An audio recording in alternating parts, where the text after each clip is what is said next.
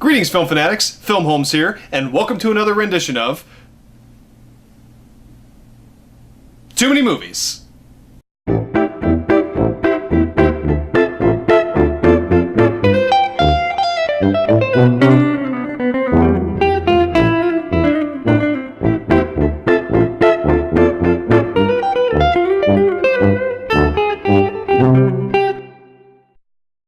Now, in my last video, I talked about the newly released Suicide Squad. And right before I saw Suicide Squad, I picked up a DVD of a movie that is about the Suicide Squad. It's a DC animated movie, and I'd always wanted to watch it, but I never got a chance. And I figured, well, in case the live-action Suicide Squad doesn't live up to the hype, maybe this one will. So I gave it a chance. So for the first time ever on Too Many Movies, I'm going to review a DC animated movie, Batman: Assault on Arkham. Here we go. Alright, Batman: Assault on Arkham on DVD. Didn't get it on Blu-ray. I know, I'm horrible. But I picked it up for a good price, and I've always wanted to watch this because it was a movie that was kind of made while the Batman Arkham games came out for PS3 and PS4, and those are three of my all-time favorite games because I'm such a Batman nut. So I was curious about this movie, but just never really got a chance to watch it. So I watched it the day before I saw the live-action Suicide Squad.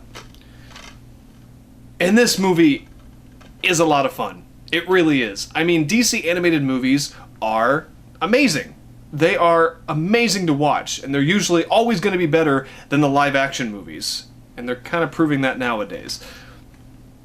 But I was excited to see a movie that wasn't really, you know, about...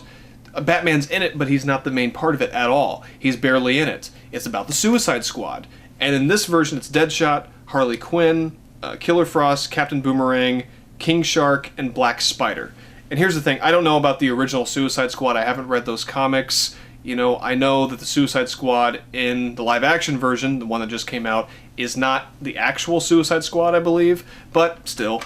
But the story behind this, Amanda Waller puts them together to go to Arkham, and they need to retrieve something from a recently captured Riddler, who is captured by Batman that Amanda Waller needs. So that's basically the story, because they all know Arkham Asylum, because they've all been there probably a few times, so they can get around.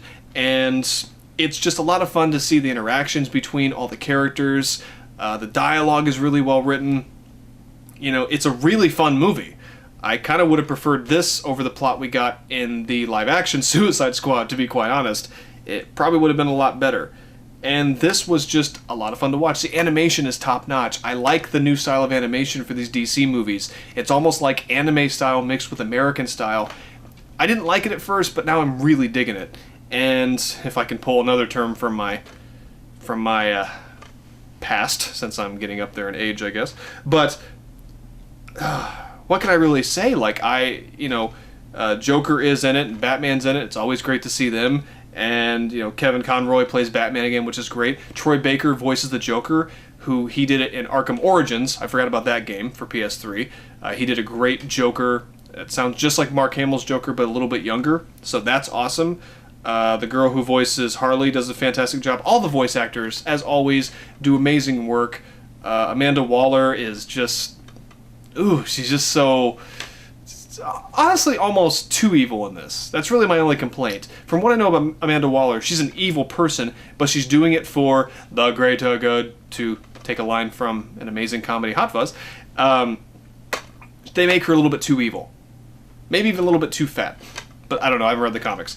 But that's really my only complaint. The story flows well. I mean, as always, these movies are barely 80 minutes, but that's okay. I really enjoyed this, and I highly recommend it. If you can get it on DVD, Blu-ray, get it for a good price. But if not, it's well worth the money. You know, the plot holds together. It's, you know, they can do so much more in animated movies than they do than live action. But I think why I'm crushing on this so hard is because the script in Suicide Squad, the one that just came out, is atrocious, at least the second half, and you can watch my review of that to hear my thoughts on it. This one does not fall apart. It stays together from beginning to end, and I love the ending to this as well. I kind of wish it would have been the ending in the Suicide Squad movie, to be honest. It was really cool. But whatever. Most of the time, the animated movies are going to be better, and this is no exception. I give Batman Assault on Arkham 4 out of 5. And you may be a little bit confused. A lot of you were probably expecting me to say 4.5 out of 5. Now, even though I did really enjoy this, it didn't blow my socks off like I was expecting. A lot of DC movies have just left me like, oh my god, I need to watch that again. You know, and Assault on Arkham didn't do that. It's a good, solid DC movie that I highly recommend, but it's nothing that's going to be groundbreaking or anything. And you can't do that every time. I know that. I'm not punishing it for that. But for how much I enjoyed it, and I did greatly, it's still not a 4.5. It's a 4. You know, which is still awesome, but it's still missing that little something that makes it special. So, I can't really explain it any better than that. So, Batman Assault on Arkham, please watch it. I've bought a lot of the DC movies, and I'm trying to get through a lot of them, and I will hopefully review as much of them on here as I can, because they are, most of the time, fantastic. And I love animation, I love animated movies, and with the whole superhero craze right now, it's hard not to get sucked up in that and to want to watch everything. So, that was just a quick little review of that. Since the Suicide Squad movie came out, I figured it'd be a perfect time to talk about that as well. So I'm glad I watched it. So, this was Too Many Movies. I'm Filmholmes, and I will see you in the next video. Take care.